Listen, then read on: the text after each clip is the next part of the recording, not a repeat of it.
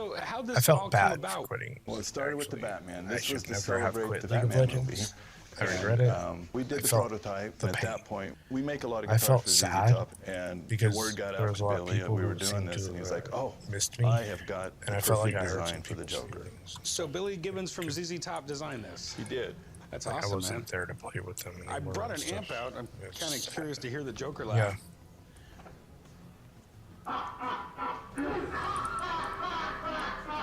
I regret quitting League of Legends. I've never talked to anyone about It's this. a except for maybe 7-second one loop, so time. you...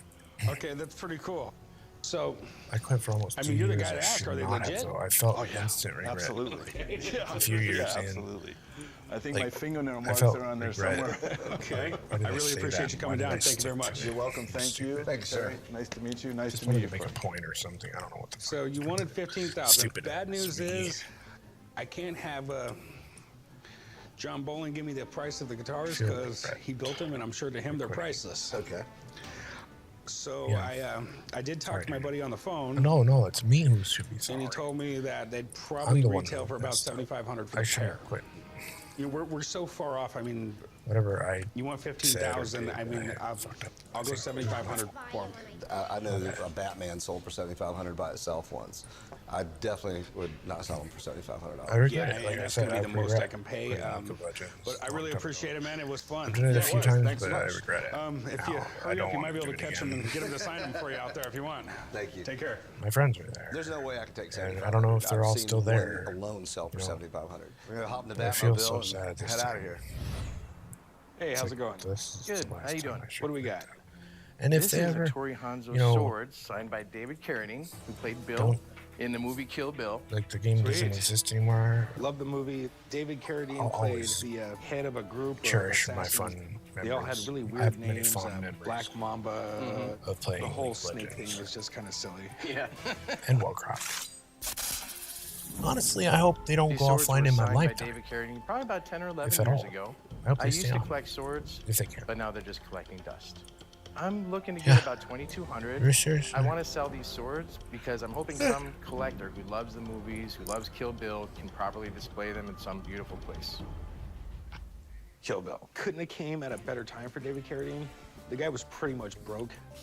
Quentin Tarantino just happened to be a kung fu fan and pretty much offered him a role. He didn't really get paid all that much for it, but it kind of brought him back into the limelight where people were actually paying him to sign swords and do signings again. Yeah. Kill Bill was originally just supposed to be one film. But by the time Tarantino was done, the movie was 4 hours. So the studio released it in 2 different parts. That ended up being a really good decision because both films killed it at the box office. So, or replicas. Yeah. This one is the Demon Sword, which was Bill's sword, and this one is the Bride's Rampage sword. Okay.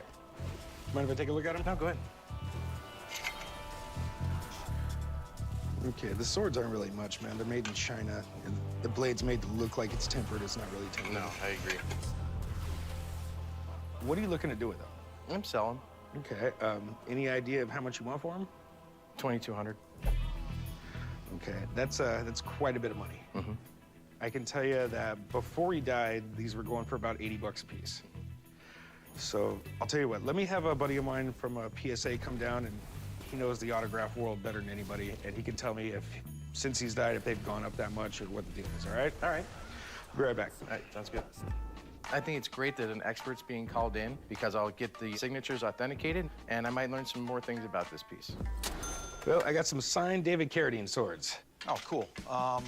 When you talk about like the 70s cult classic type actors, you know, he was a, B-movie guy. He did over 100 movies. Ended up being pretty popular. I mean, he had the whole kung fu thing. And then once Kill Bill came out, his popularity went insane for a few years, and then he ends up dying in a strange way. Yeah. But, people still are really into this guy.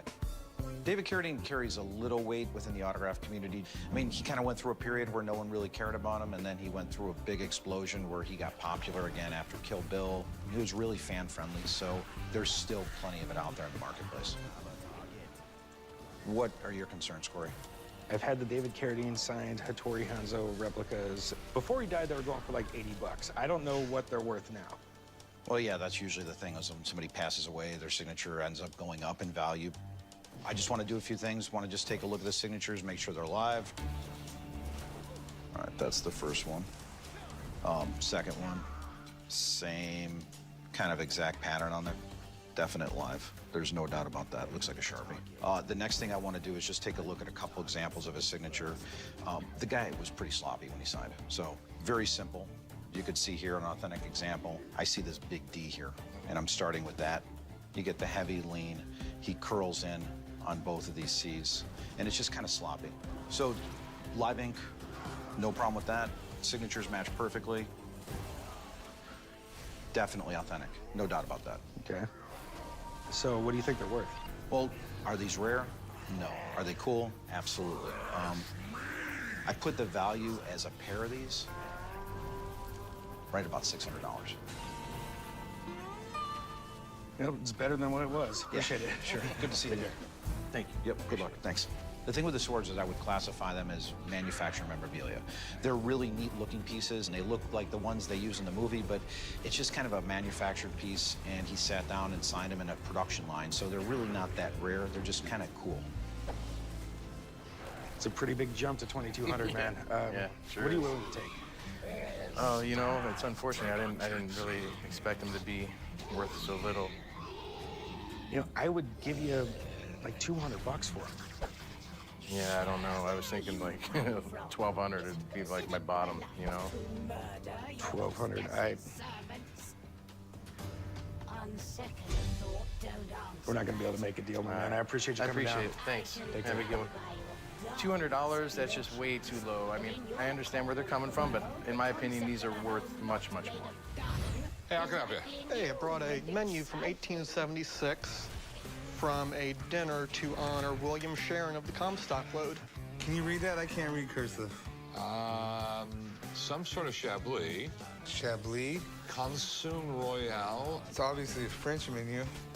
So what would happen when you wanted to change the menu?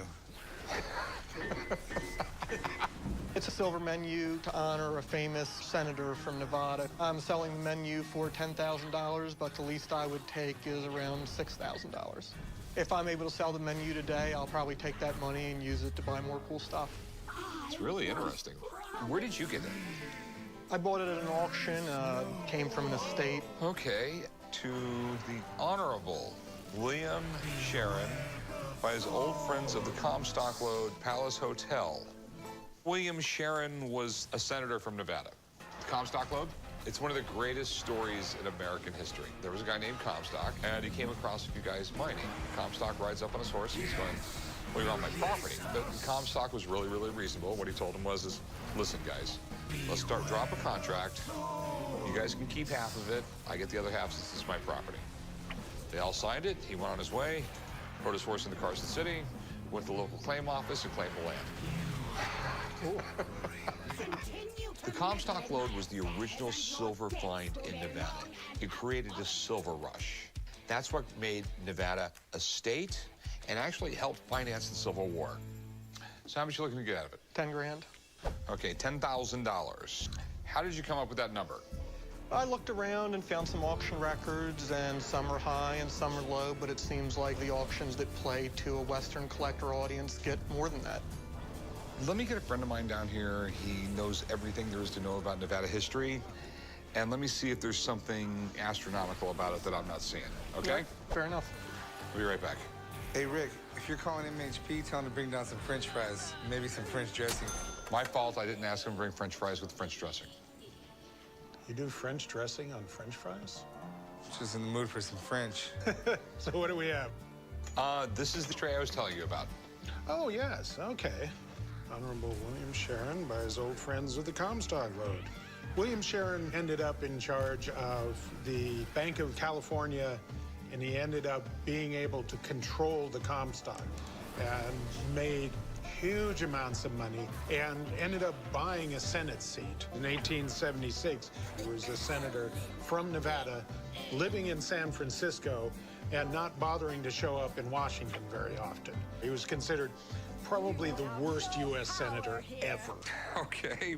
Sharon was one of the major investors in the Palace Hotel where the dinner was held. And this is the sort of piece that you might get from a very high-end dinner of the era. What we have here was a plate that would be a commemorative. Everybody who went to the dinner got one of these. Okay. But there was only 20, 25 people at the dinner. The one thing about this one is that it's been modified. Originally, this was a flat piece. Probably a jeweler has bent it here, added the feet to it, so it could be maybe a card tray, something like that. Okay. Is there anything astronomical about this? It's cool. I mean, it's a piece that ties back to a really important character in Nevada and California history. It's not unique, but there are not many of them left. I've only seen one other one. Not many of them would have been made to begin with. Okay. Okay. You're the Glad to best, help. man. Not a problem. Pizza afterwards? I guess you didn't bring me French fries. We better get something. You know, if the shop buys it, it is an interesting piece, and it looks to be absolutely original and absolutely correct. The reason I called Mark down was because you wanted $10,000 for this, and I just want to find out if there was something I was missing. For $10,000, you can get gold coins made in the Carson City Mint. Do you understand what I'm saying? There's a lot rarer, cooler things you can get. I mean, it's a pretty interesting piece of Nevada history, but it's not $10,000. I mean, you have right around $100 worth of silver here. I mean, I'd give you like $200 for it. Yeah, no, I think I'm going to go ahead and maybe put it in auction. I think I'll stand a better chance like that. Okay. Well, have a good one, man. Yep, thanks. Thanks for bringing it in. Let's go get that pizza. I'm not eating with you. It's a shame I couldn't sell the silver menu today, but every cloud has a silver lining, and I'm going to go elsewhere with it. Hey, how can I help you? Make me a rich man. So you want me to make you a rich man by buying this? Of course. Rossler and Fay self-lighting and extinguishing lanterns, patented May 18th, 1858. I've asked around people who deal in old things like that, and no one has ever seen another one like it. Okay. Well, it looks like you both deal with old things. Maybe you should go have a drink together. Today I brought in a self-lighting and extinguishing lantern from 1858. I bought the lantern in a sale in Huntington, West Virginia. I can't find any evidence that it was ever actually produced commercially. So I'm assuming that because I have one, that it must be the patent model. I mean, it's pretty interesting. It's the patent thing is neat. Is it a big deal to get the patent? Well, back then it was. I mean, this is 1858, and this is patent number 20,302. So that's 65 years in, and we got 20,000 patents. We're only at 10 million or so today. They just didn't issue that many patents back then. I mean, it was probably in 1858. I'd be surprised if they did 1,000 patents that year. Nowadays, there's well over 1,000 patents a day submitted to the patent office. And it was innovation like this that changed the world. It really did. This was the original flashlight. All right, well, my phone comes with a flashlight now, so you can keep it. In the 1800s, this self-lighting lantern was a pretty revolutionary idea. It used to be a pain to light a lantern on a windy day. This, you just pressed a button and it was lit. And patent models are really collectible. But I don't even know if that's what we're looking at. What do you want to do with it? I kind of like to sell it. How much you want for it? About $2,000. So how do you know this is a patent model? Just because the tag's on it doesn't necessarily mean it's the patent model, okay? I have no proof.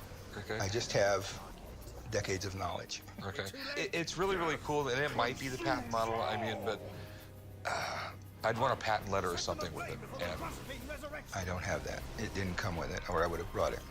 Okay. I'm going to pass on it because you know, you're asking a lot of money, and if I go to resell it, I got to be sure it's a patent model, and I'm not. Okay. All right. Thanks for bringing it in. Okay. I'm kind of sad that I didn't get what I wanted, but it's something that probably belongs in a museum, and it's probably where it will wind up. Hey, how's it going? Pretty good. I have a couple of interesting notes I think you may be interested in. I have a $50 legal tender note from 1880, and I have an 1890 legal tender treasury note, which is also known as an ornate or a fancy back. Okay, these are cool. And they're pretty damn rare. This note is legal tender at its face value in payment for all debts, public and private. I'm impressed that you can even read that. I pay extra money so you don't see the line on the bifocals. The notes I'm selling are very high grade. They're very collectible. The cool thing is that notes are really portable artwork. You can take them and show them other people. I'm looking for $35,000. The least I'm willing to take for them is somewhere between $20,000 and $25,000. These things are great. These were precursors to the Federal Reserve, more or less, to our modern money. These were not backed by anything. They just printed them. But what gave them value is you could pay taxes with them, and You didn't pay taxes. They take everything you have and throw you in jail. I hear that. So where did you get these? On the internet, I was intrigued by the backs more than the fronts. It's a greenback. Yeah. I just love everything about these. The original term greenback came from legal tender notes because they always printed them with greenbacks. We used to make some really, really pretty We money. did. Gorgeous. These bills are incredible. These things rarely come on the market, so I'd be shocked if one of them came in my shop, much less two of them. They're just cool. How much were you looking to get out of them? $35,000. Okay. $18,000 for the ornate back, $17,000 for the $50 note. Okay. Tell you the truth, I have no idea if that's a great price or not. Let me call on someone to look at them, and we'll go from there. That's fair. Okay, I'll be right back. Okay.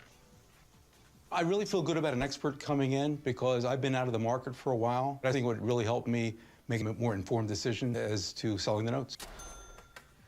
Ah. This is why I call you in when I have this weird stuff. Great paper money. These are two very fantastic items. I could tell right off the bat, this was an 1890 $20 legal tender. This series is far better and more valuable and rare than the 1891. The government felt that it was easier to counterfeit a more ornate back, which is bizarre. So in 1891, it didn't have the intricacies that this note clearly does. The $50, surprisingly, even though it is a higher denomination note, it is actually more common than this note. Doesn't mean it's worth less or more, it just means it's more common. The collector basis for both notes are quite significant.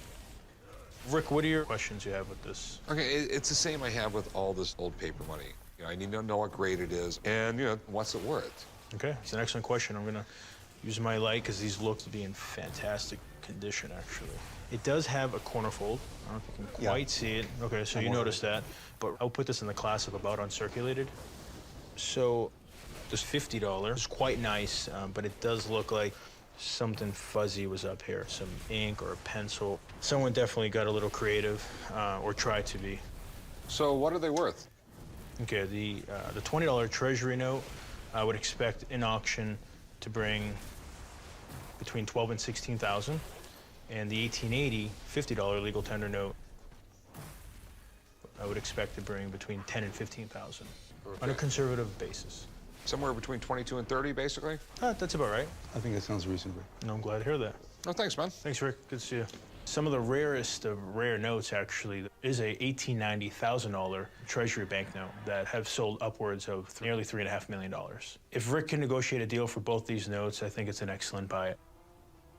What's your best price on them? I'd like to get $30,000 for the two of them. Think more 17? They're absolutely beautiful, and when they're this nice, they sell quick. I'll give you that. I think you can get the 30 for it. 25.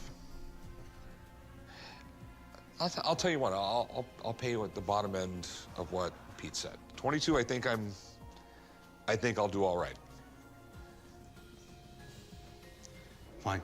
You got a deal. Sweet. Meet you right over there, and we'll do some paperwork, man. I'm taking the $22,000 because at the end of the day, that's a number that I can deal with, and I'm going to look for another collection. So right now, it'll sit pretty in the bank account until that time comes. Hey, how can I help you?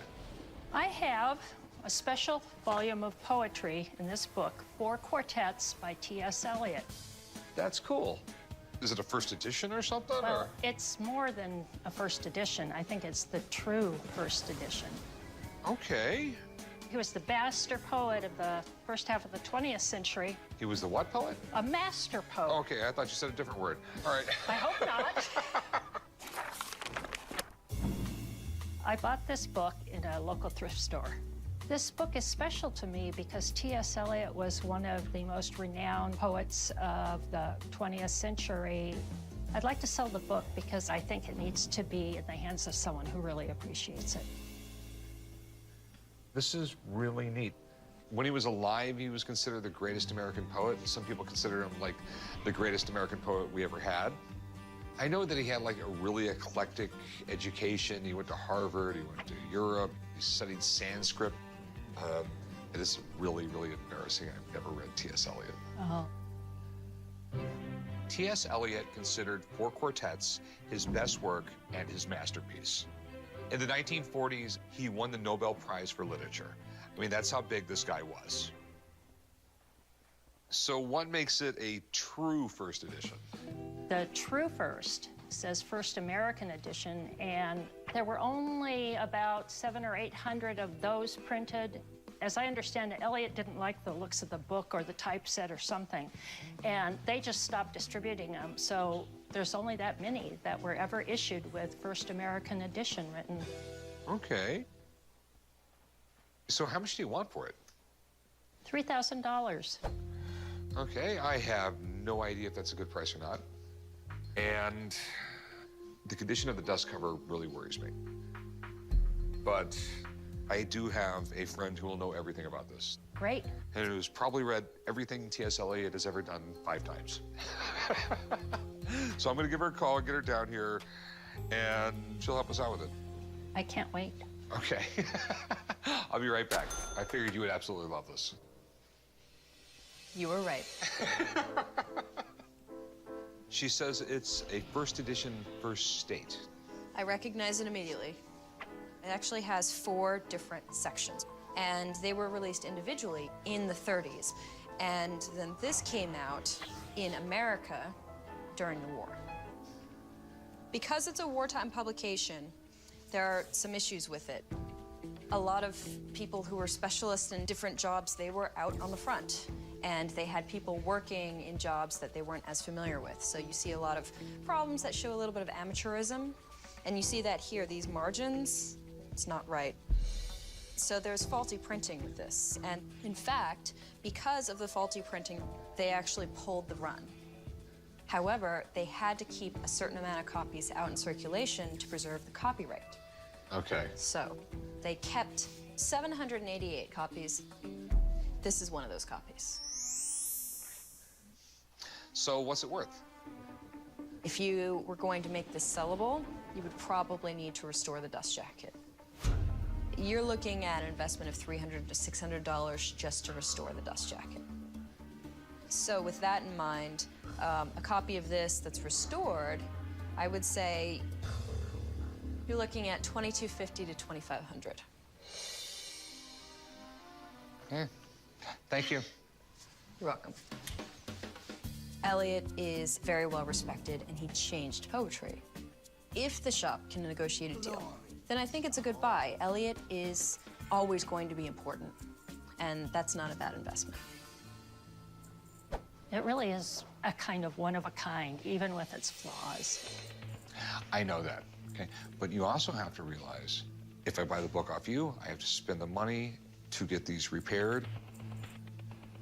The best I can give you is $1,000 for it. Condition is very, very important. How about $1,500? I'll tell you what, I'll do $1,100 because any other price makes no economic sense to me. None. All right, $1,100. Okay, cool, thanks. Thank you. Come on over here and we'll write this up. I bought this book at a thrift store for 75 cents, and I just sold it for $1,100. So it's a very good day for me. What do we have here? I have here my antique Space Explorer toy. Cool. This is a Marx 10 toy. Slowly through the years, there's been like this massive collector community for things like this, especially to find one of these things in great shape.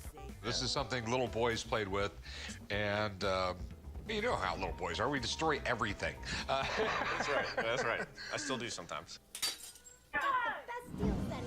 It's an awesome piece. I love the litho. It runs, it does everything the toy's supposed to do. I'm hoping for $3,000 today. The antique toy is worth so much because of its rarity. I cannot find anything on this piece, and I have tried to look everywhere.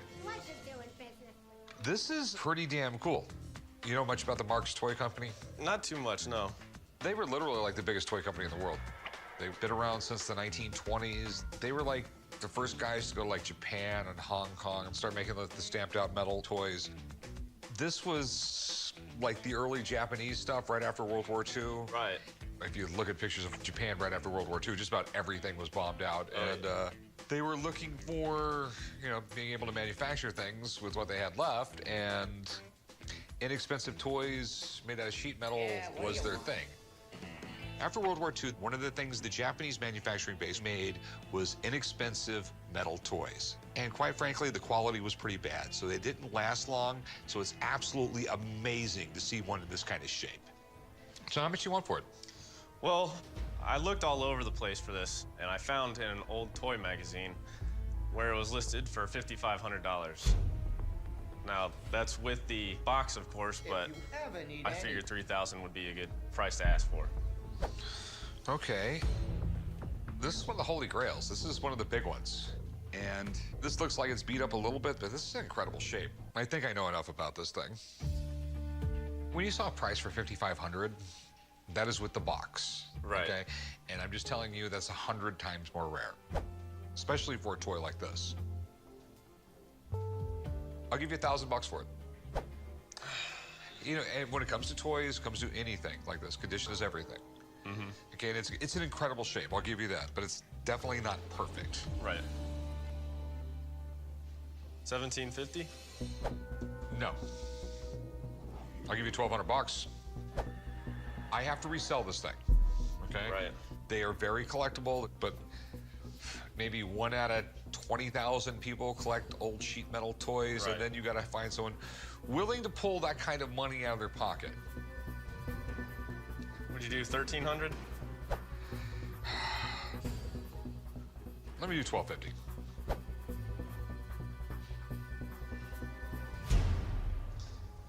Sure. All right. All right, thanks, man. I'll meet you right over there, and we'll do some paperwork. Okay, thanks. I think I knew enough about this toy to make a good deal. Like I always say, a little bit of knowledge can be a really dangerous thing. So I'm gonna bring it down to Johnny just to ease my mind. Hey, dude, what's up? Hey, what's up, Rick? Look what I bought. Oh, sweet, man. Old Limar toy. Uh-huh. It's all there. It's in really good shape. Wow. Every time you come, it's something better and better. These are part of pop culture in the 50s and 60s. You know, every little kid would have been exposed to that on the news with the space race going on. So, you know, kids had ray guns, and then they had tin robots, and then, of course, little space vehicles. This is part of pop culture from back then. So I tried to call you to come down to the shop, but you weren't there, so I bought it. I think I made a good deal on it, and I just wanted to see what you thought it was worth. Cool. Well, let me take a closer look. In the collector world, these are enormously popular. Collectors go nuts for these. And this is definitely, you know, up there as far as some of the rare tin toys from that era. All of the colors are really bright. I mean, look at the red on the astronaut. The nose is clean. What I like the most about this is a friction toy. So, I mean, young boys would have just been revving it up all day long, and that whole bottom surface is just gorgeous.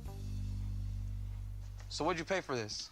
$1,250. And if I lose money, it's your fault because you weren't here. Well, let me tell you something, man. I mean, with the condition that it's in, you could sell this easily for $2,500.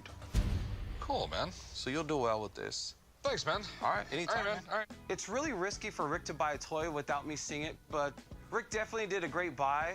It's super rare and condition was great. He should have no problem selling it in the shop. What we got there? Beer? No. It's empty. I drank it on the way over. Bet. I came to the pawn shop today to sell an American pewter tankard. I believe it's made 1730 to 1750.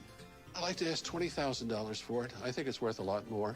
The lowest price I could probably take is about $13,000.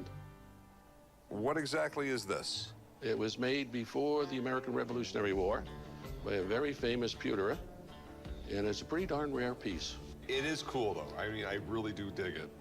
Tankards became really popular in Europe and eventually in the New World, starting in the 1500s. They were basically the original beer mug, and they're mostly made out of pewter. They can be worth a lot of money, depending on where and when they were made.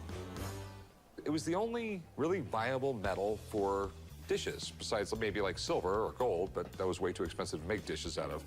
And when our immigrants started coming over here in the 1600s, 1700s, we didn't have a lot of craftsmen, and most pewter stuff we would just import from England. The English sort of discouraged manufacturing in the States, sort of why we had a revolution. If this is pre-revolutionary pewter, it's worth a ridiculous amount of money. Yes. How much were you looking to get out of this? Well, I was thinking about 20,000.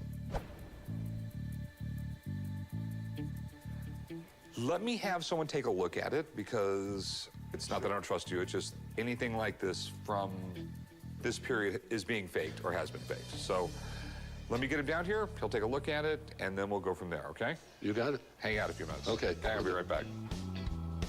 I have no problem with an expert coming in. This is a genuine piece. There's no question in my mind. So I'd like an expert to confirm that. Good to see you. Howdy, my name is Mark. Hi, I'm Bill. Bill, See good you. to meet you. Okay, we have, this is what he says is a pre-Revolutionary War American pewter tankard. That's nice. Very few early pieces, especially pre-Revolutionary War pieces from America, survive today. The standard lifespan of a plate or a porringer was only about 10 years, and then it would get melted down and recast. You mind if I take a closer look at it? Please. Okay. It's an interesting piece. When you're looking at a piece like this, what you want to see is how much of it is original and how much of it isn't. There's been a lot of work done on this. The handle, at least, has been reattached, if not replaced. The lid, I believe, has been replaced. The one piece that is really the final criteria on this is the touch mark. Appears to be IB. That would be John Bassett. Okay. When you're looking at pre-Revolutionary War American pewter, John Bassett is one of the people that you look for. And he is a highly collected name in pre-Revolutionary War pewter. Is that what his mark looks like? Yeah. I did see one other John Bassett touch mark, but it was in a book. It was a photograph of a touch mark. Unfortunately, on this one, I cannot tell you that it's an original John Bassett. Okay. Thanks, man. Sorry about that. No problem. Okay, take care. Very good Thanks. to meet you. Okay. When I first looked at this tankard, I saw that it is touch marked, but that is one of those very rare touch marks that I would want to look at next to another original to see whether it actually matches. I wish I could make you an offer and this wasn't so anticlimactic, but No thanks for problem coming at in, all. man. Okay, take care. Thank you. Well, I'm feeling a little disappointed in the fact that he could not confirm that it was real. I'm sure it's real. He can't be an expert in everything. Hey, how's it going? Pretty good. How are you guys? I brought my shower curtain in today. It's kind of creepy. It's even creepier because it's signed by Anthony Perkins. The basketball player? No, the psycho dude. Reek, reek, reek, reek.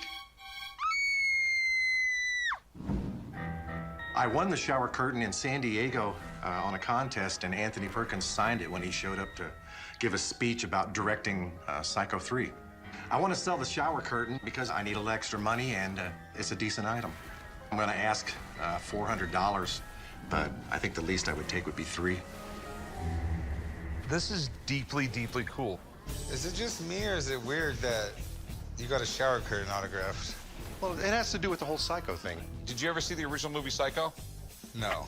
There's a movie came out, I think it was 1960. Hitchcock directed it. It has the most iconic horror flick scene in it ever. There was a shower scene where supposedly Hitchcock took a week to film that. You never actually saw her stabbed. You just saw the blood going down the drain. That doesn't sound very scary. It was incredible. The way it was filmed is considered like a cinematic masterpiece thing. It was like the scariest movie ever. It's iconic. The shower scene in the original Psycho was radical to the extreme during its time. Anyone who originally saw that at the movies was looking over their shoulder before they got in the shower. Okay, so how much do you want for this? $400. It's not a photo, it's something a little bit more unique. To tell you the truth, it actually sounds like a reasonable price. I just want to make sure it's his signature in his hand. Just hang out 15 minutes. I'll get a guy down here, and I want him to look at this, all right? Sure. I'll be right back. This is my shower curtain expert. Yeah. All righty. Just started. This is my shower curtain. Very cool. So he died in 1992.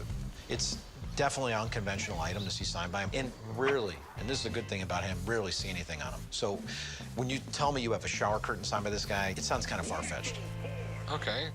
Well, you know, Anthony Perkins, I mean, he had starred some really big movies, and he was very well thought of in Hollywood. But this one movie, Psycho, obviously that kind of put him on the map. It's one of the most historically significant films in movie history. So, is it legit? Well, okay, two things I want to do. First is the ink. That's pretty interesting. It actually looks like blood. Here's an authentic version of his signature, and we see some of these similarities here. The two most important things in his signature were his A and his H, and they both kind of dominate his autograph.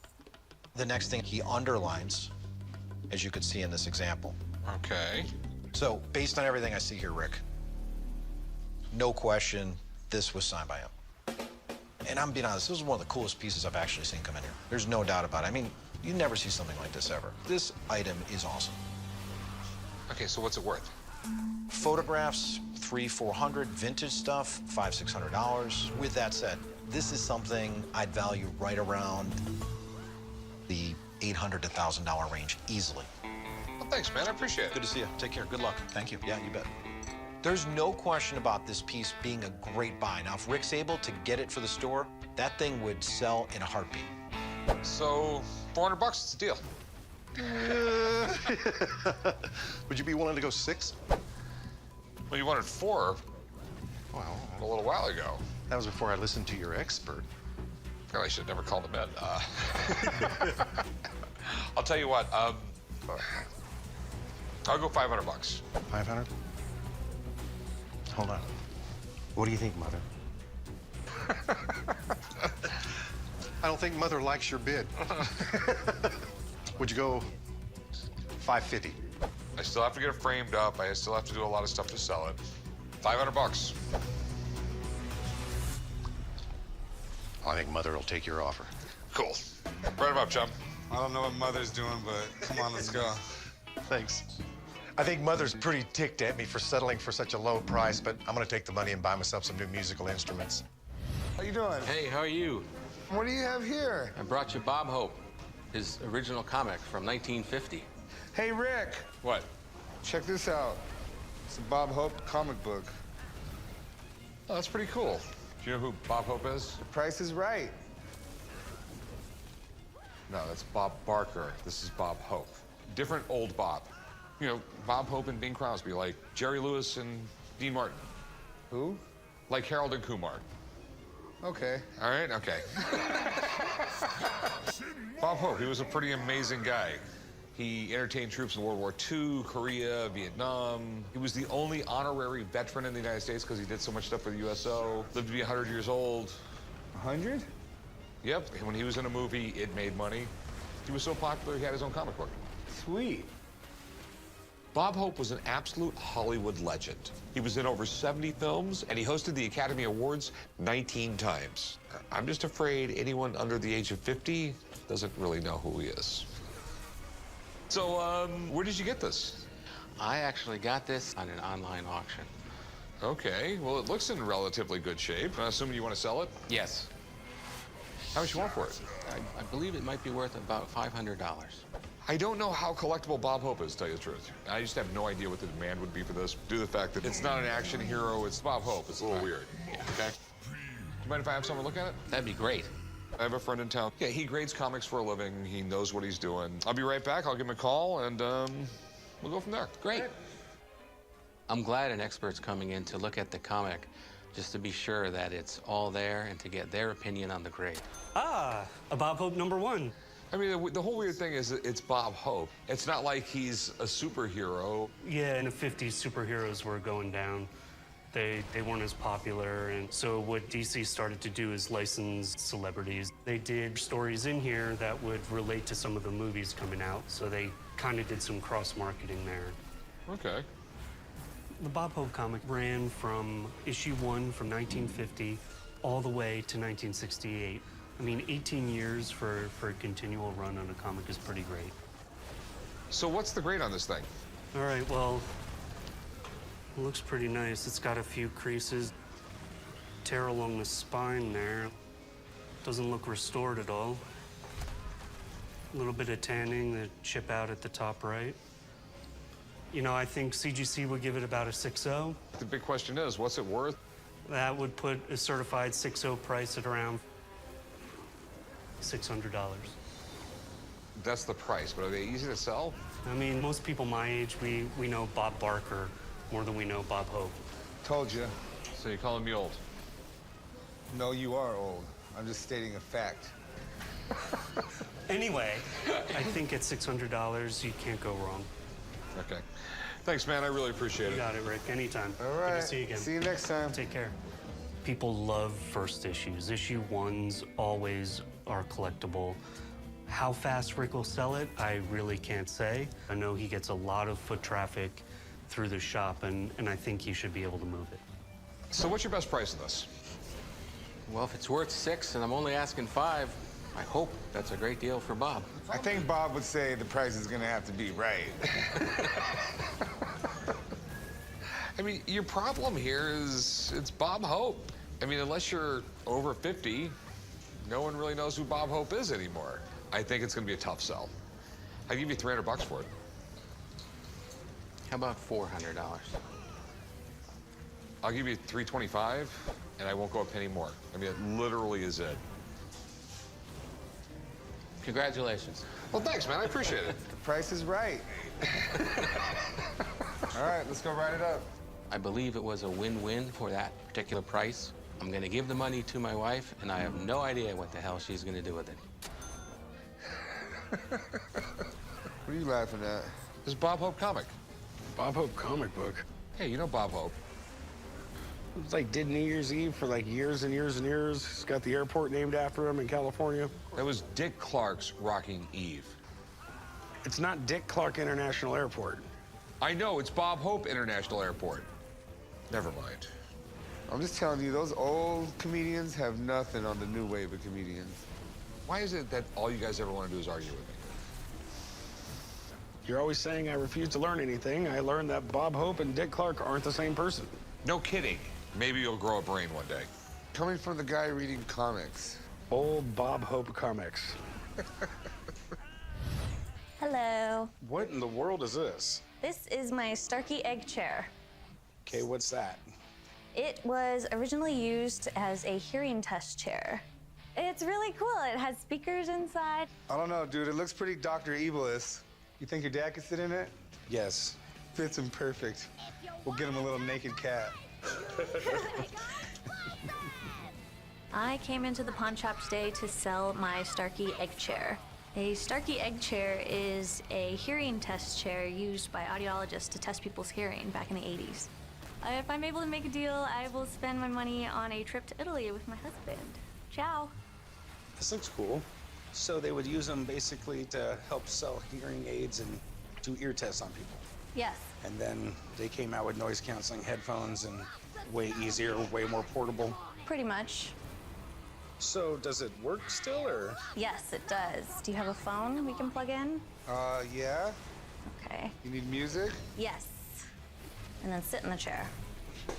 Does it sound any different, or? I can't hear anything. All right, we've heard enough. Get out of the chair. I can't hear you. You can see me, get out of the chair. Dude, this thing is sweet.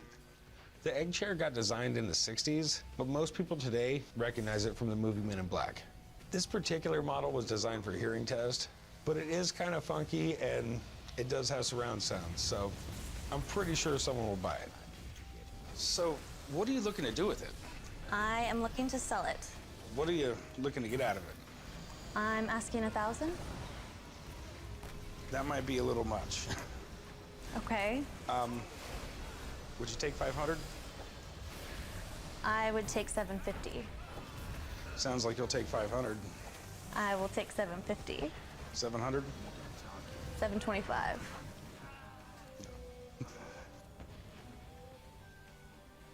$700. All right, Joe. Chum, you want to write it up? Or you could write it up and I can listen to music. All right, come with me. Okay. $700 isn't exactly what I wanted for the chair, but I'll take it. Pack your bags, we're going to Italy. Ciao.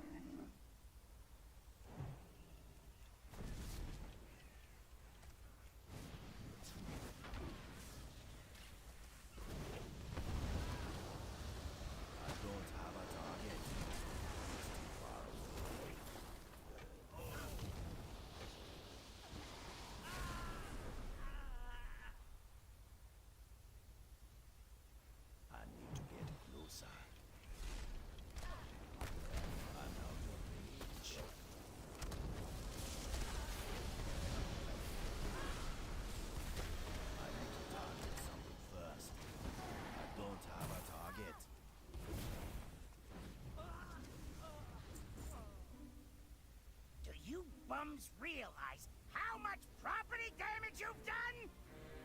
Right where you belong, under my heel.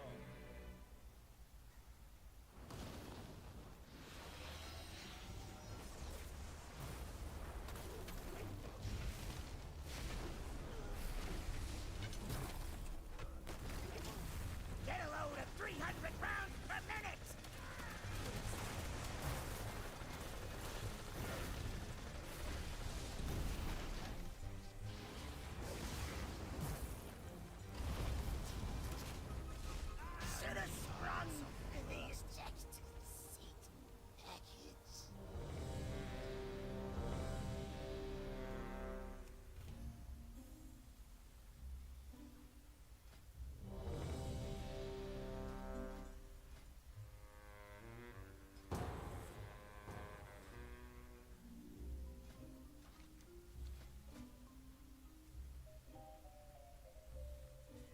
This temple is the resting place of Sephiroth, a powerful Loa that protected my people from destruction long ago. She sacrificed herself to stop Mithrax, but with her death, the jungles of Vol'dun withered to sand. The time of her rebirth has passed, and now I fear something is preventing her from returning.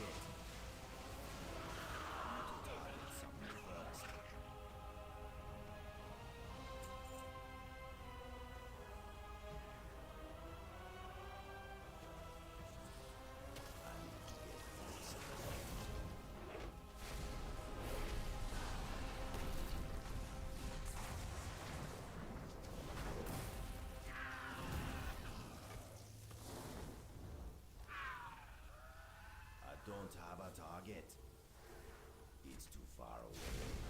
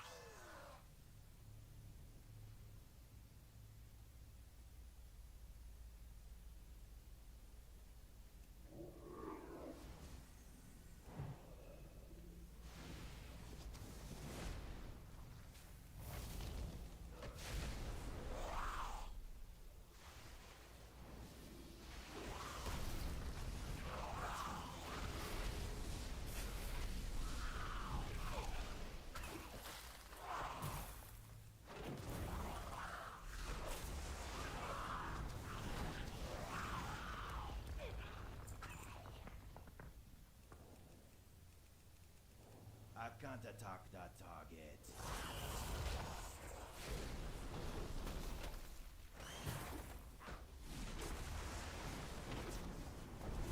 I need a target.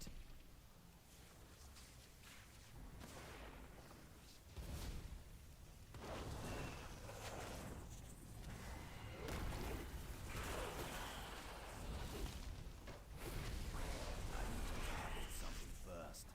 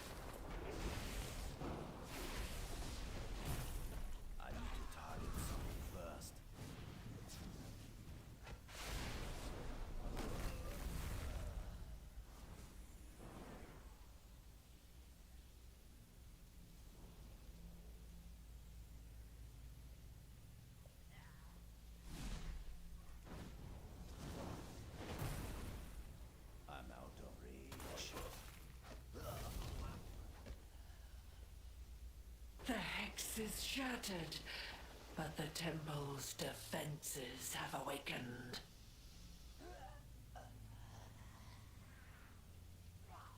Restore me, and I will disable them.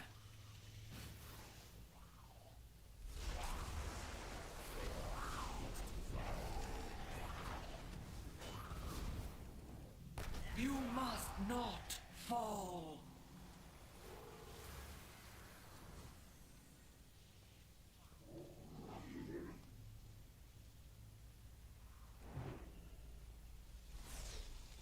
I don't have a target. I need a target.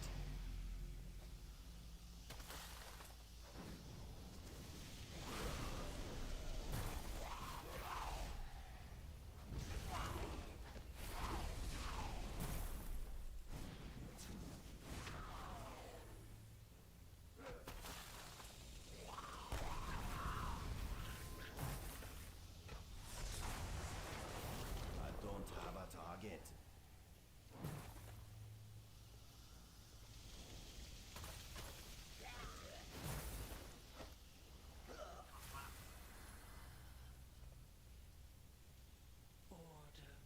I hold dominion over all.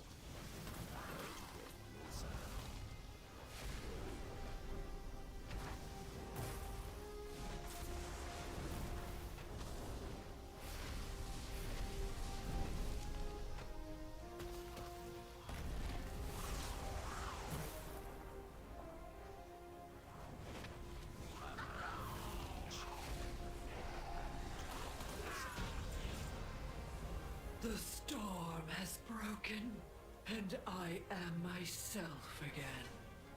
Thank you.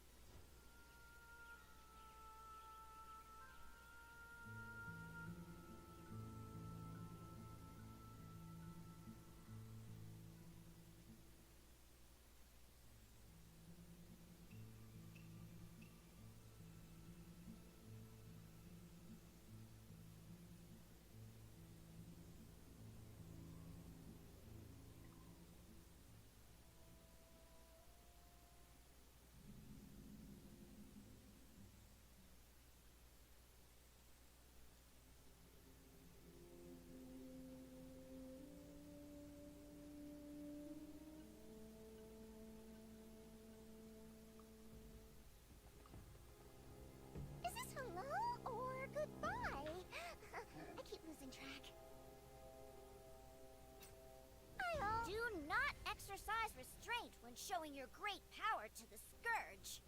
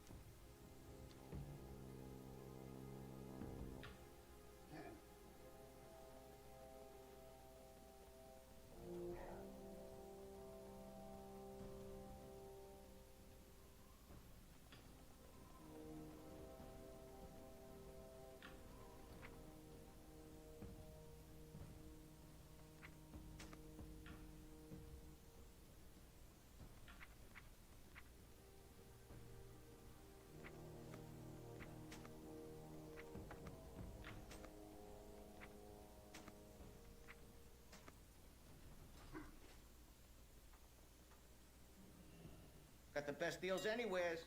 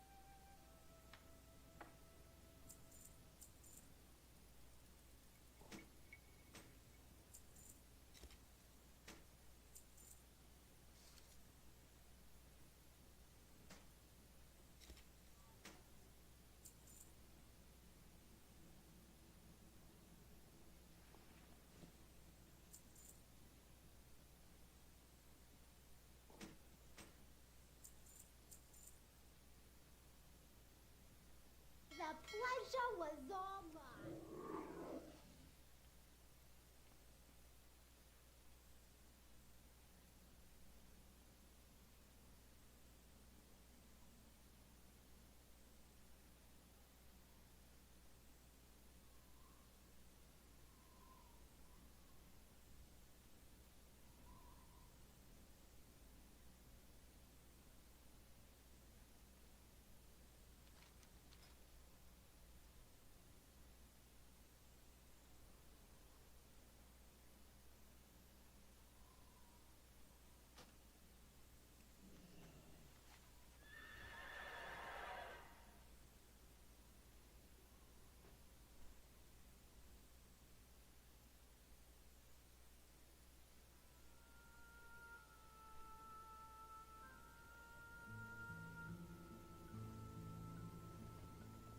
What do you need?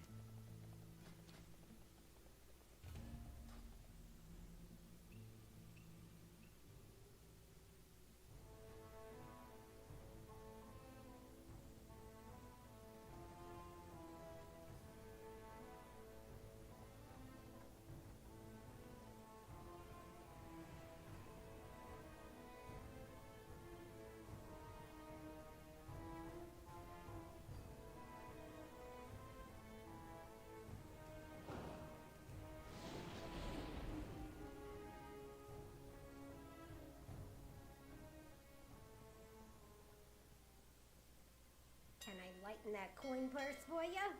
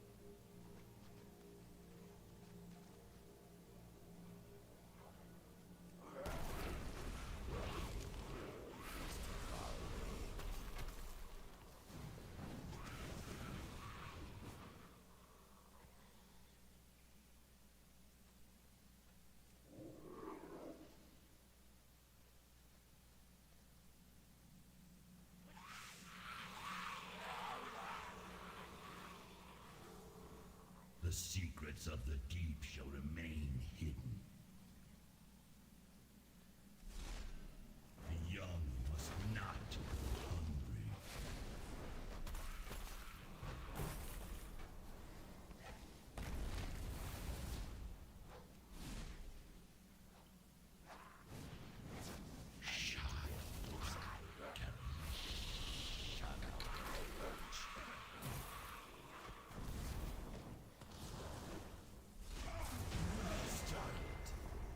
Is my service complete?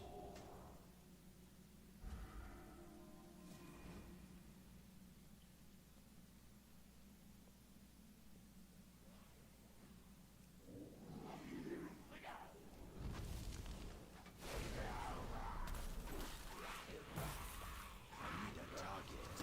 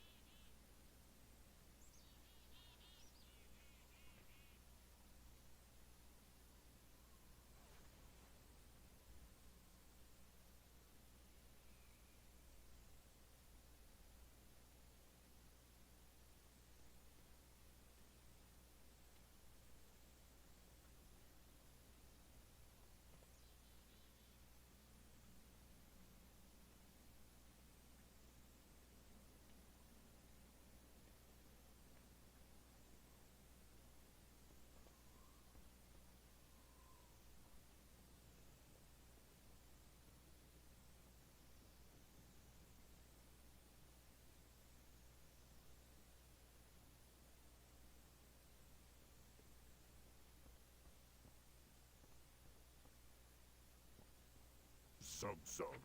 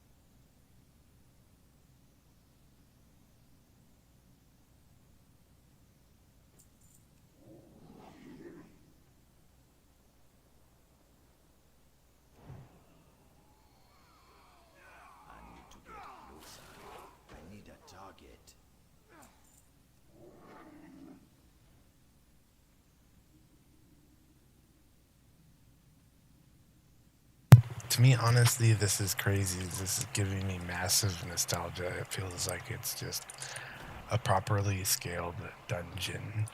And I feel so much nostalgia. Like, I've literally been playing this for so long. For many, many years. Not straight through for real, but since 2008, I've been playing this damn dungeon. And the one before this one, too, but this one gives me way more nostalgia. I remember playing this with my brother when I was first learning how to play this stupid game. And I was a horrible healer. And we tried really hard to get good. Oh man. Back then I didn't know what the hell I was doing at all. I've never had this memory come back to me in recent years. Oh man, someone's dying. That sucks. It's okay, I know how to handle this shit. For real, I can heal anybody. Yep. And myself, hopefully, as well. I know what I'm doing, fuck!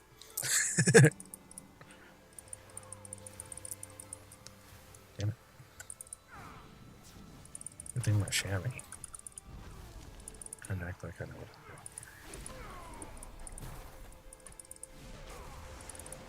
Someone else heal, I'm tired.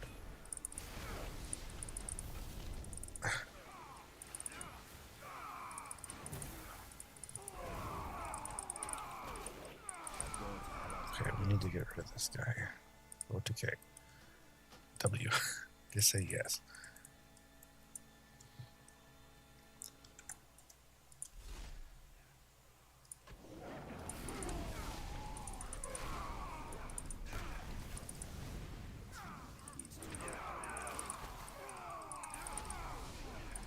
Of course it's different though. I'm a shammy now. I've never played a shammy. And the controls are a little different. Everything's a little different. It's okay.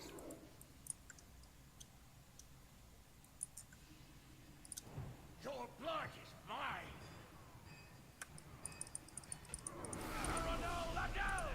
Their fates are yours. This game is freaking cool. This is the classic original Warcraft to me. This is like the prime Warcraft, best Warcraft of WoW. Anything Wrath of the Lich King is legendary.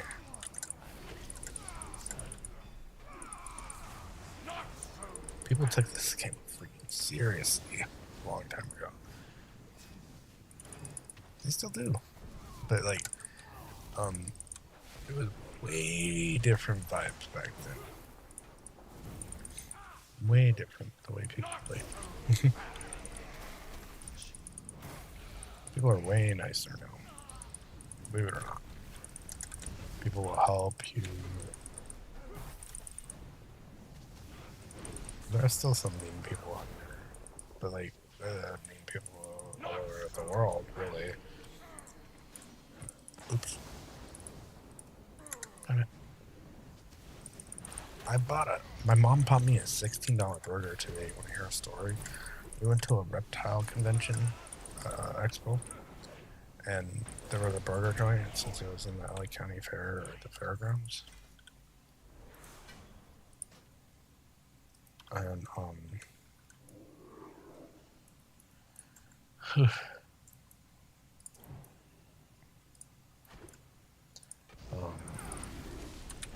I got a $4 energy drink,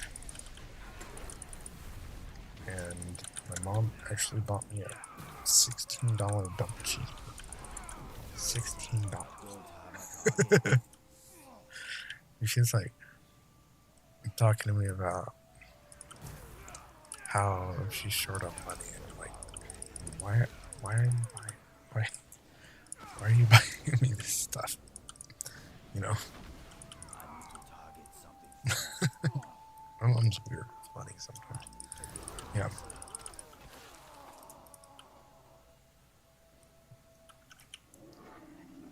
But I'm not complaining. It was good. But was it worth $16? I would say save the money, buy something else. Yes. But part of like going to the Paraplex, I guess.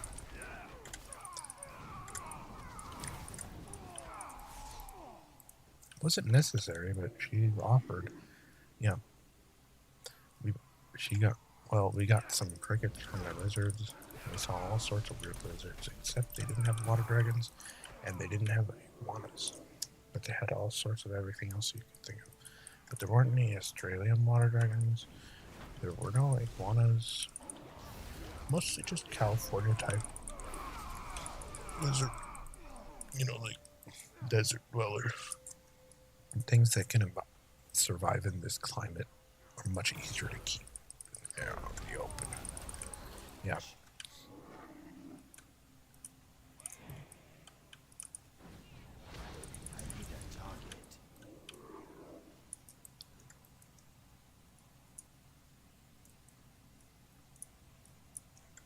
Oh my gosh. See if you can muster the nerve to join my attack. By all means, don't assess the situation. You've not to it. Just jump into the fray. Return and make yourself useful. I've run these dungeons a billion trillion times over and over again throughout my days. Everyone always avoids those unless they just want to run into them.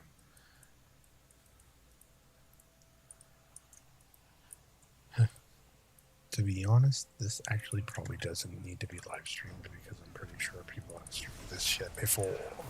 But then again, maybe not, because back in the days, people didn't really live stream that much. This is before the days of actual live streaming.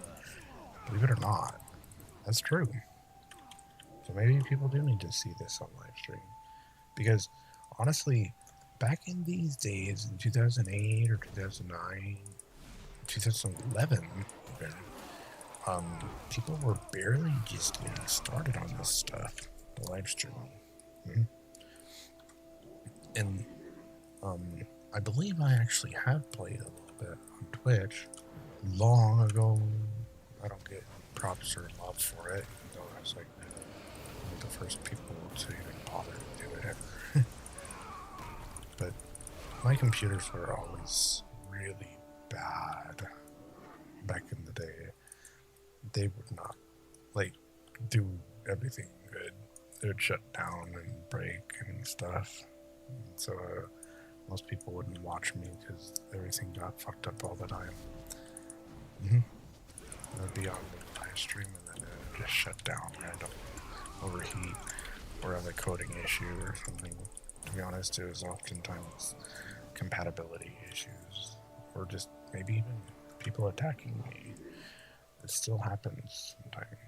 Like when you got the wrong person's attention, they can get you shut down real quick. If they don't want you to stream anymore, turn your shit off.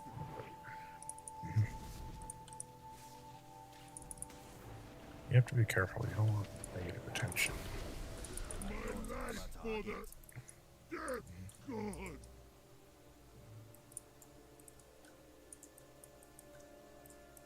Is that it? I think so. Your pathetic failure No. will serve as a warning to all. Oh, sounds good. Yeah. Sounds good, yeah. I'll be on tomorrow. A second chance to carve your skull.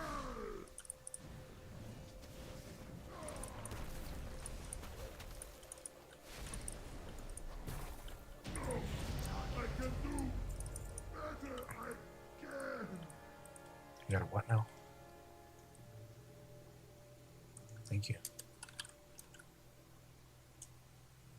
Back at you.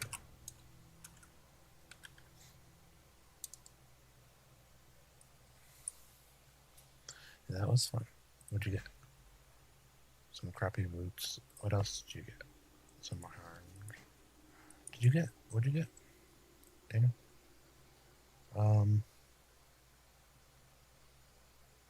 What'd you get, Daniel? Hold on, please.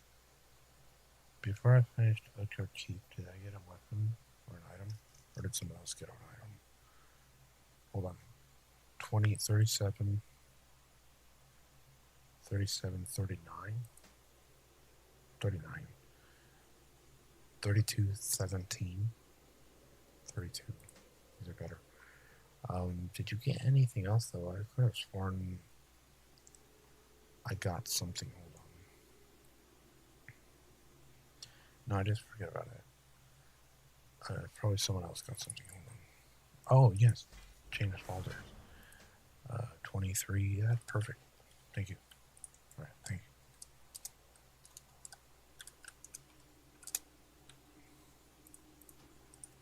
All right.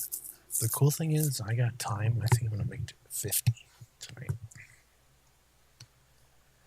And I'm glad I found out how to use Chromie thanks to my old guild buddies. Wicked, or Righteous, and his wife.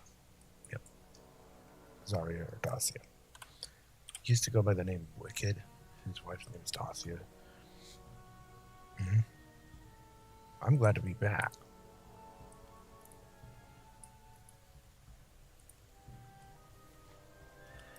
I might ask for some other ones to be transferred over to Blood Ink. Hold on. You know what? No, not yet. Maybe before I log off. But also, no, we're just going to talk about olden days, I guess. I'm not going to try to look up anything. However, I would like to possibly, well, I'm going to live stream somewhere. I don't know where it would be loved or liked or appreciated, where I do, what I want to do is actually,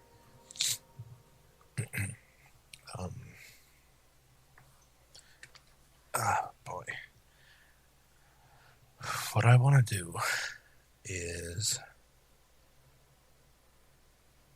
make some videos. Excuse me. With Wrath of the Lich King dungeons, for old time's sake, that I think people will enjoy, and I think that's what I'm doing right now, but I'm not sure. I might want to do more than that. I'm not sure if it bothers you that I have the windowed version or not, or if I should switch it over to regular. I used to play a game called Z Demon back when I used to play Warcraft a long time ago. And it has a similar concept of interface. Where is that damn thing? There it is. It'll give you a nice Trojan horse if you want to download it. Good luck. I seriously mean that. Like, are you interested in getting Trojan horses? We'll go ahead and get Z Demon. You know,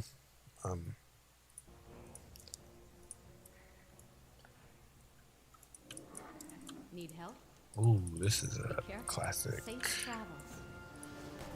This is one of the most tenuous, annoying, frustrating dungeons of the whole entire game, because you have to wait for every boss to come out. You don't always know which one you're going to get, and sometimes you'd want to run this for a specific person to drop a specific item, and you'd have to wait the whole dungeon, even if it was the wrong person you didn't want. You'd either leave or stay, and people would leave frequently. Yeah, 2K.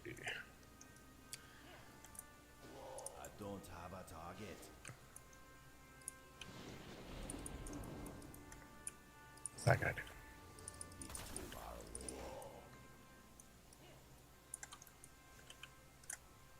I can't attack that.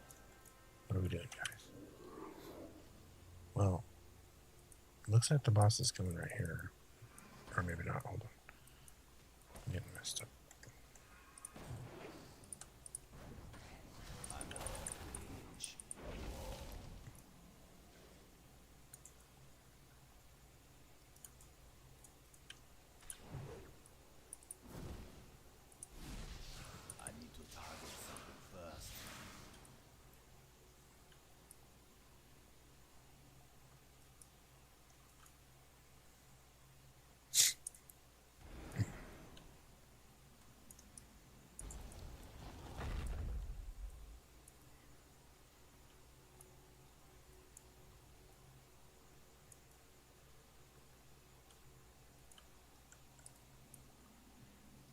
wouldn't it be cool to like be stuck in like an old ancient Chinese like burial temple, and like all the booby traps are like a dungeon, and you're like actually trying to like defeat the bosses to get the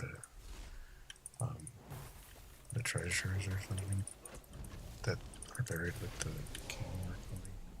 Right. Sounds like something real today. You could get involved in, because apparently they're scared. There are so many booby traps in some of these Chinese temples that you have to like be incredibly careful not to fuck up or something.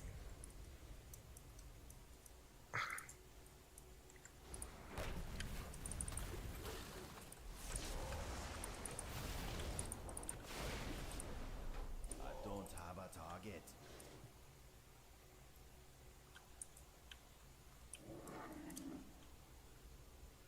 Frustrating. You cannot jump over this.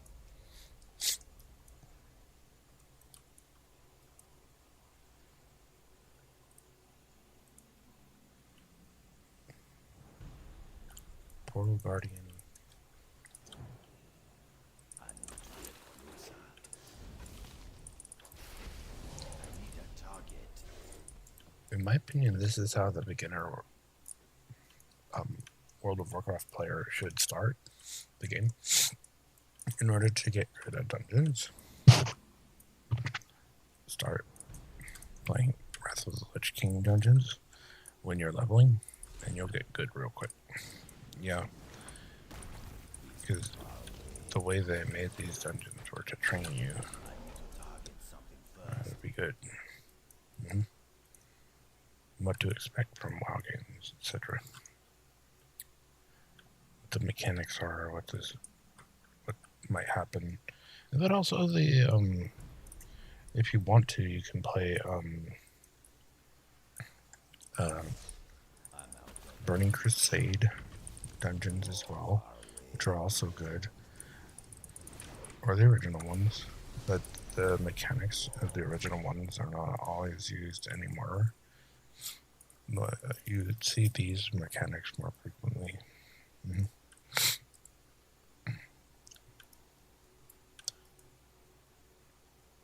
But it's always good to start with the original that basically made this game pretty like immensely popular.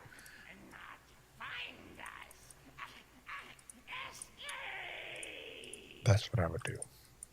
If I were a beginner World of Warcraft player, I would start with Wrath of the Lich King. And, you know,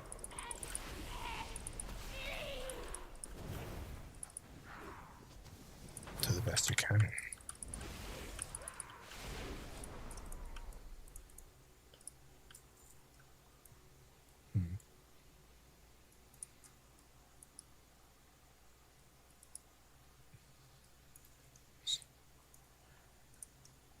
Don't you have Bloodlust or something, Daniel, you can use? That's true, I don't use my Berserk. I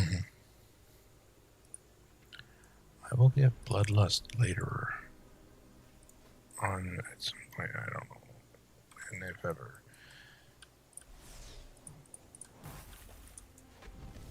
I don't have a target.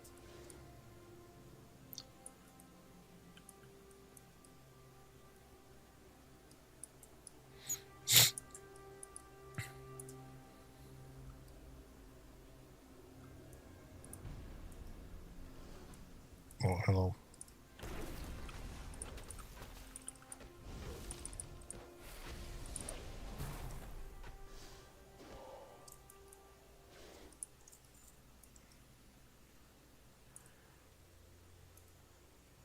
What's next, Danny? It depends. Sometimes don't ask me like if I remember exactly what happens next, but normally it's random. I'm out of range.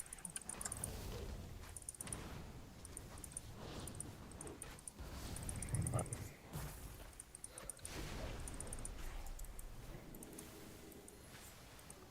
you guys help me.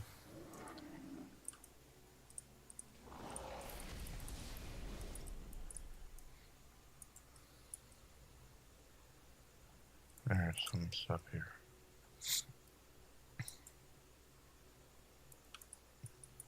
Who got? We might have to kick that guy out of here. Doo-doo.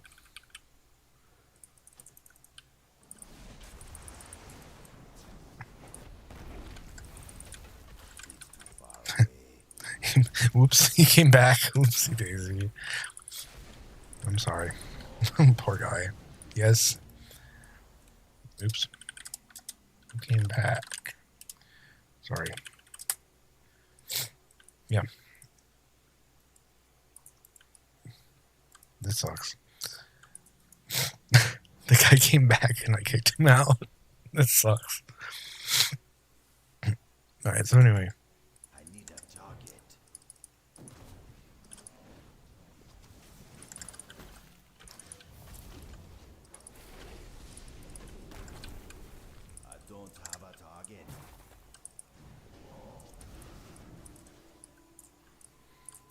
Where'd that guy go?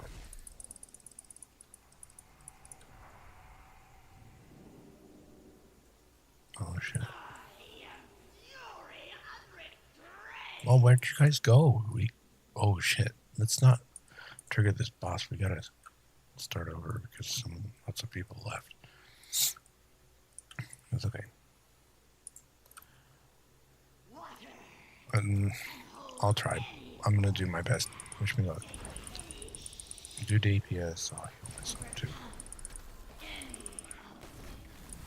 Don't worry, we'll be okay. I'm only doing like 3 damage.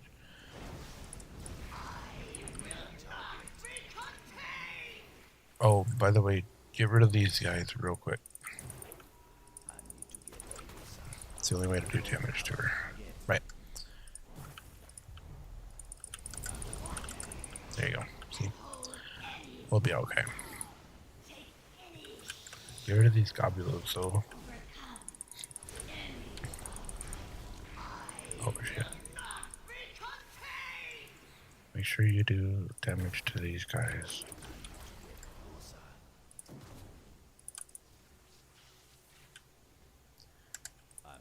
Get all these ice water godule things. It's the only way to get rid of her damage or her health.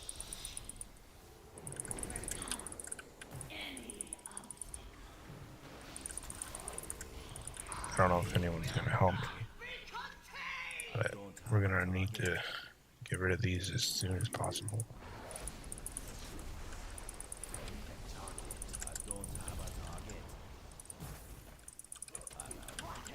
There we go.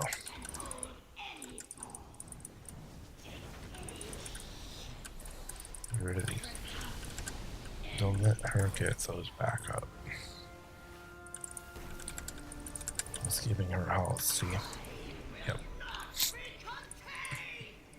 So she's gonna be a difficult boss if we can't get rid of these.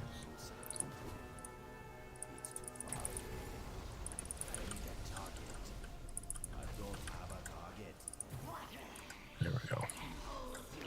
Make sure you get rid of these, so yeah. Crap, I'm dying. It's okay.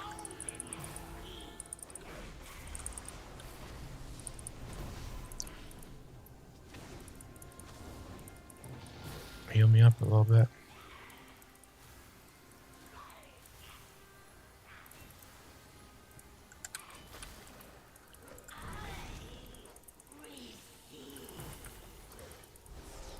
Good job.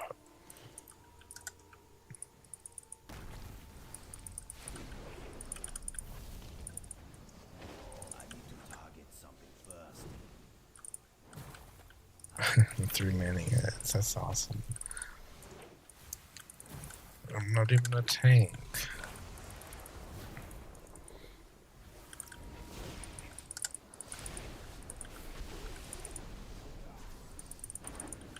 I got silenced.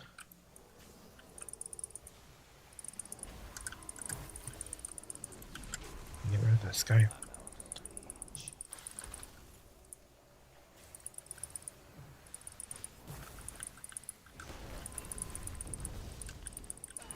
Let me get rid of the little guys.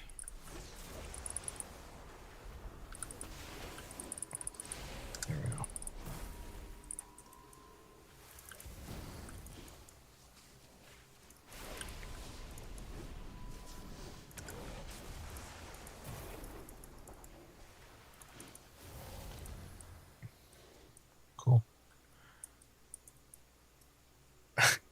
This is stupid. Yep. All right, so there's another one right here. Get ready for these guys.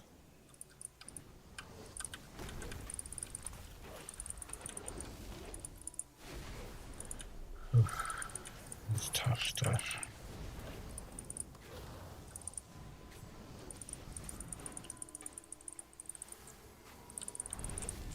I'll be alright. If you keep healing me, I'll be okay. Keep this guy alive too.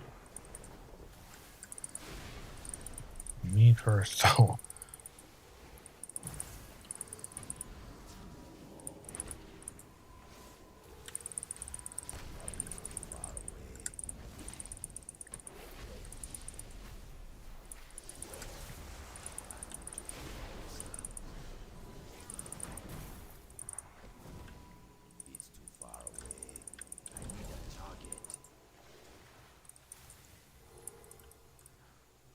Oh shit, nice. That's what I want. 25 versus 30, 61, nice.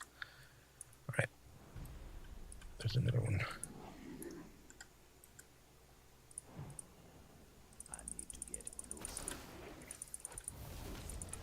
Oh shit, heal me up. I'm stunned.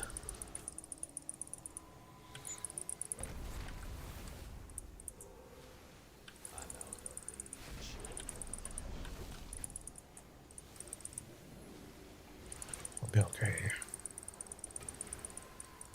Yeah, right. You say that every time you're about to die. I know it. Oh my god. No! Ah, reincarnate. Hurry. Heal Danny up. Oh shit. The rogue is dying.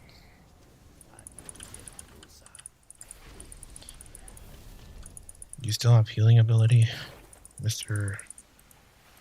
Guy? Come on, I'll heal the...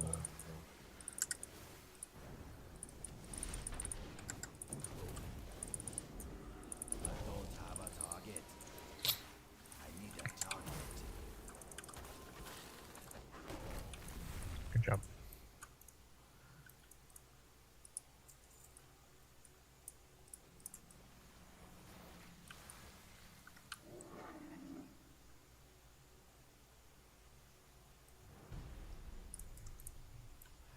Careful, guys.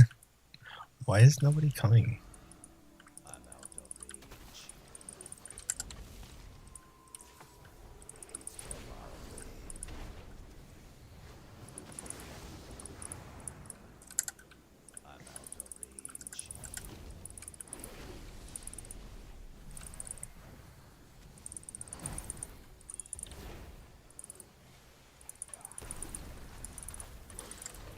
Heal here, heal here. Heal here, bro.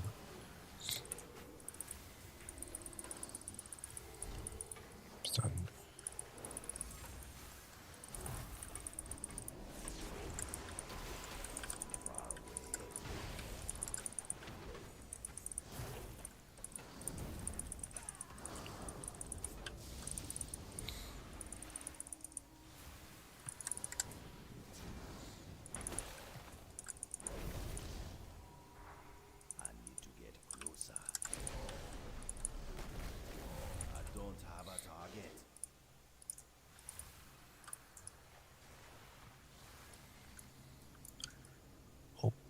Put that back. Put that.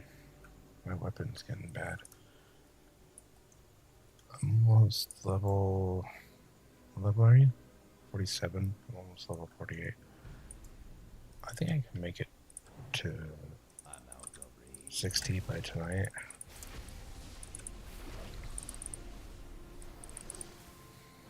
$50. Sorry. Verbal typo. Is anyone... It's a rogue or...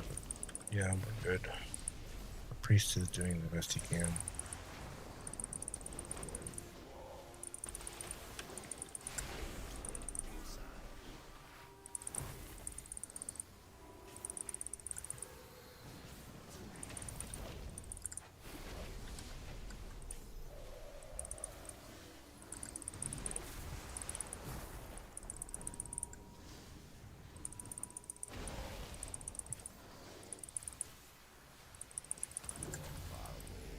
Stupid.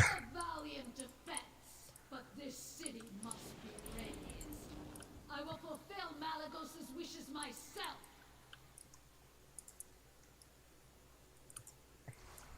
Oh. We finish this now, champions of the Kirin Tor.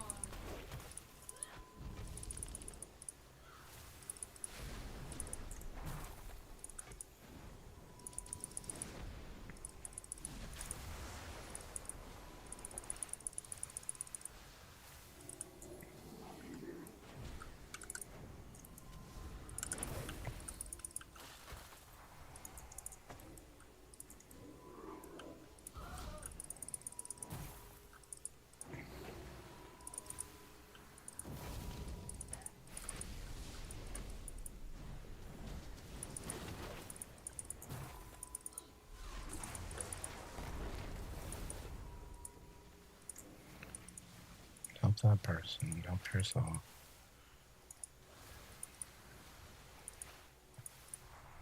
Help yourself.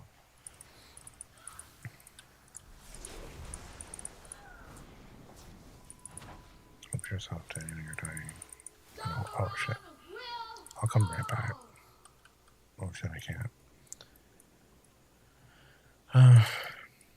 Good luck, guys.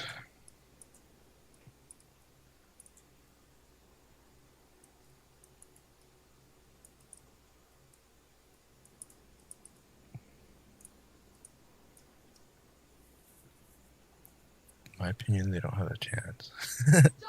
Yeah.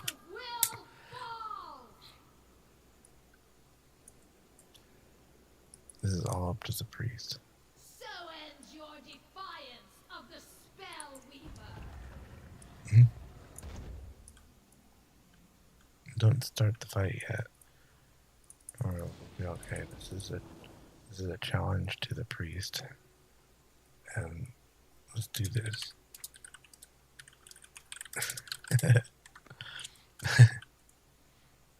How do we get started though?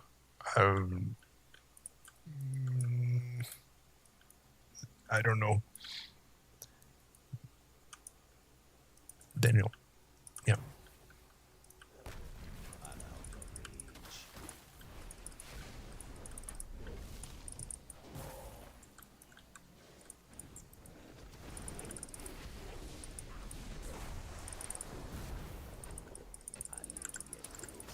Our priests left. Great. It's because there's a long queue. It's like 13 minutes, Daniel. I understand, but like, why is no one joining? No idea. Good luck to you and the rogue, though. Yeah, right.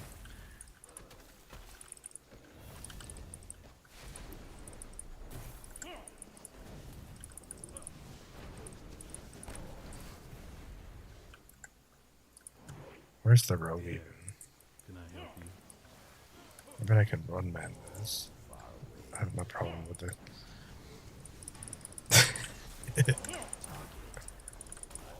Bunch of quitters. There they are.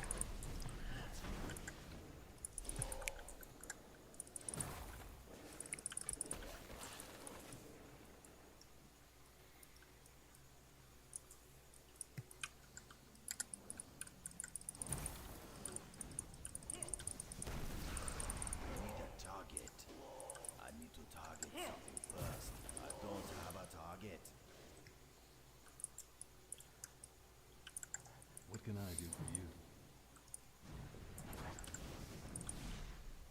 I need a target. I need to get closer. It's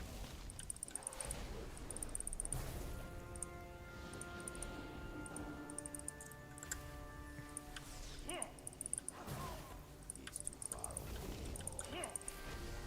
I don't have a target. I need to target something first.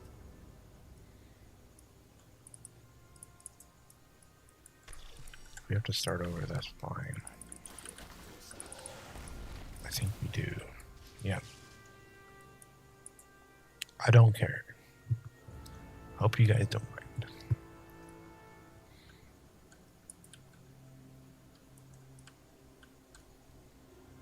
Unfortunately, we weren't able to make 3-man the Cindergross boss. Unfortunate. That's always the same boss last time I checked, though. The end boss is always Cindergross, so it just depends on. In the middle, normally, last time I checked, it varies which boss you get. I could be wrong.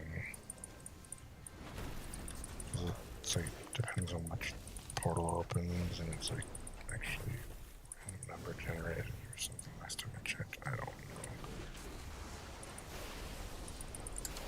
I'm wrong about things. My mind's not perfect.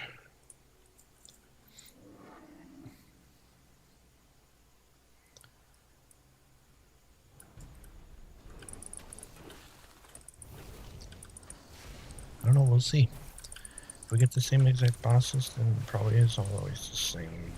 But I don't know why I thought otherwise. I need a target.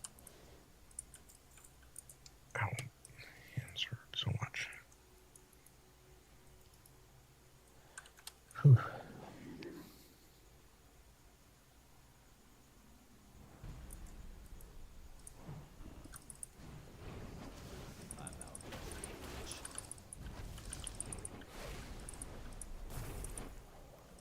Wrong button again. It's okay.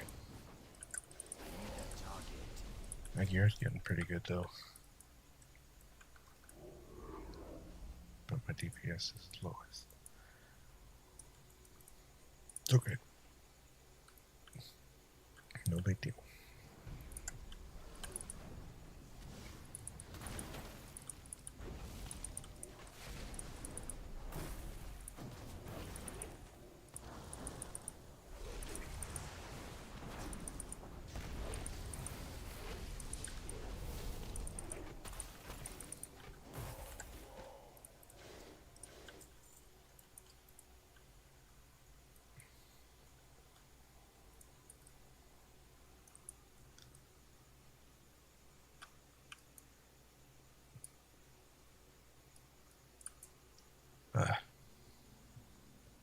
Be right back.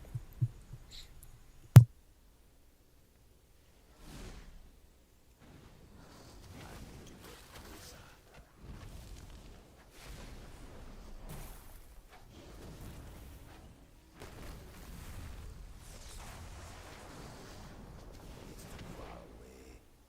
I don't have a target.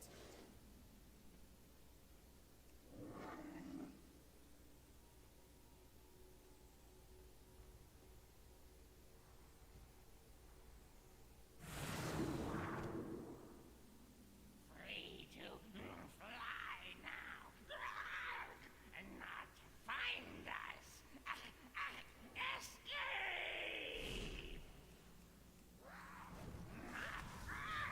Get away.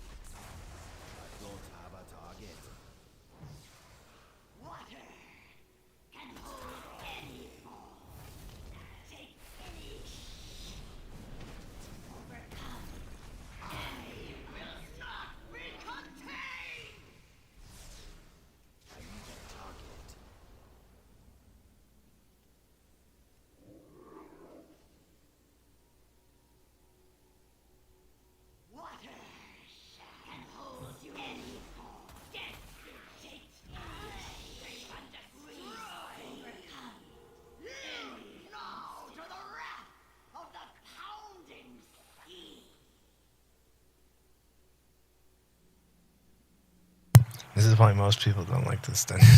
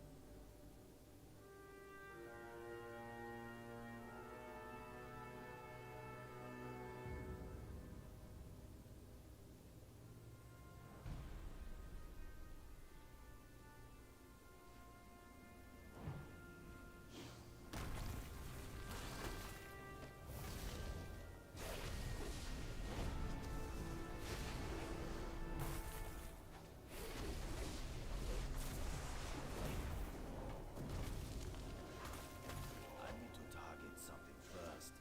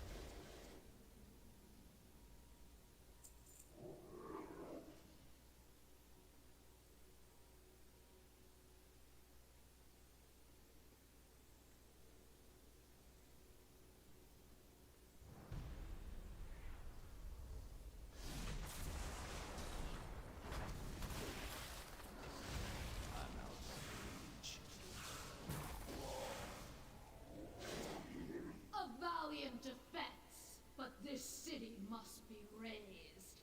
I will fulfill Malagos's wishes myself.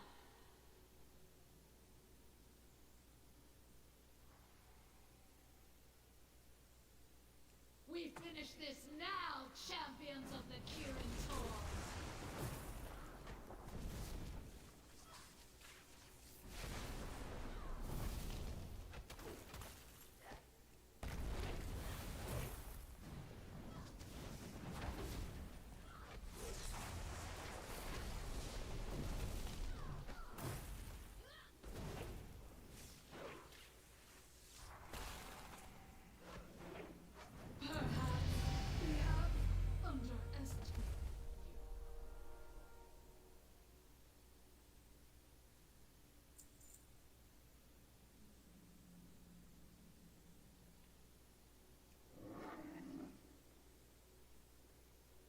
Greetings. Light bless you.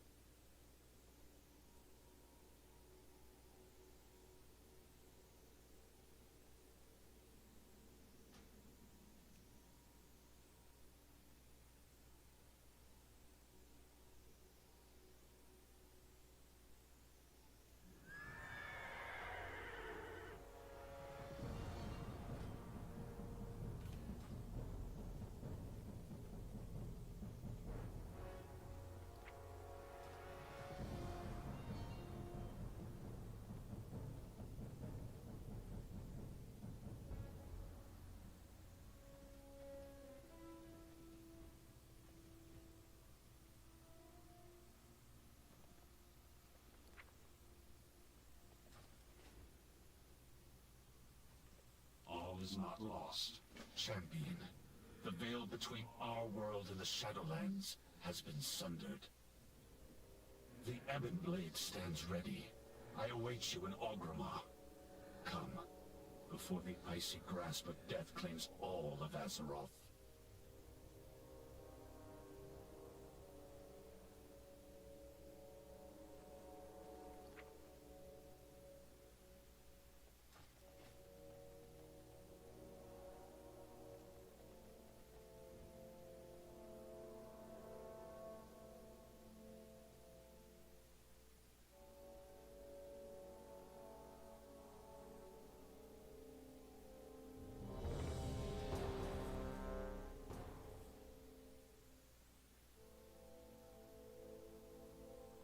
Yeah?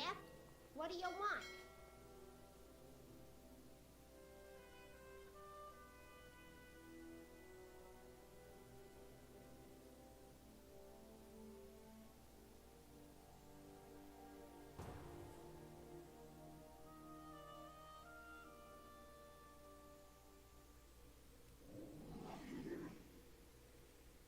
Hello.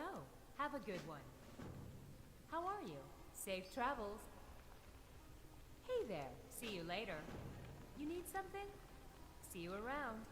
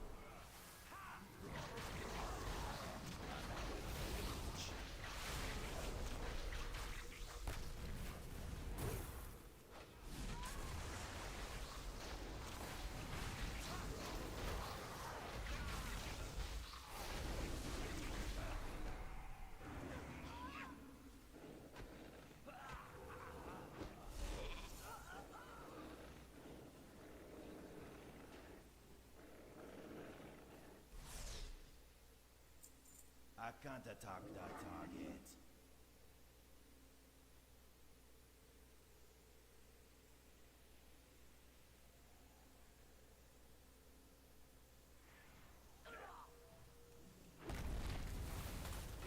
I need to get closer.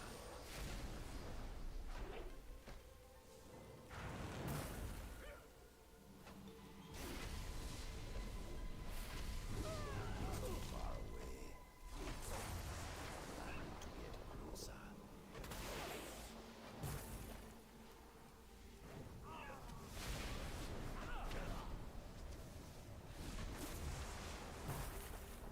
I don't have a target. You know what they say about curiosity.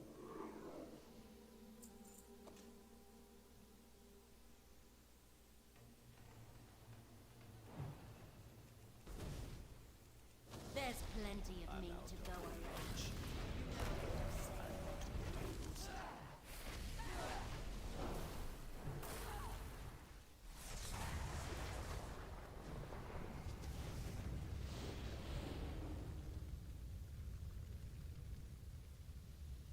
Now to finish the job. Down the Target.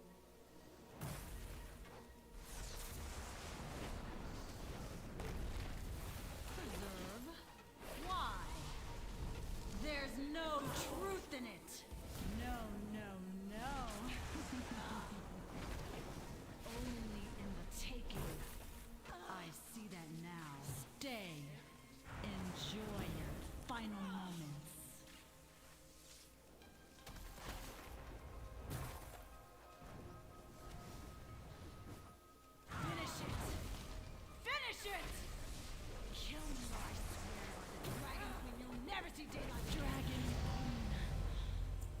Life binder. Preserve me.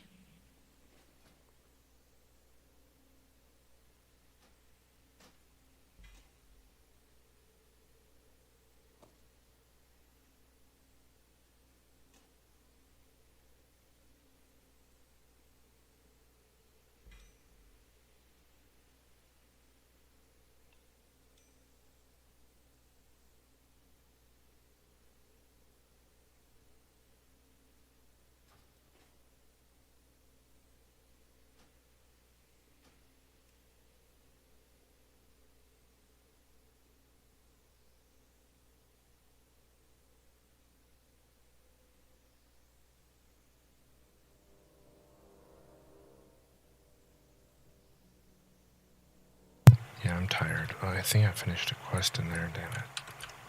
It's okay. I'll do it later.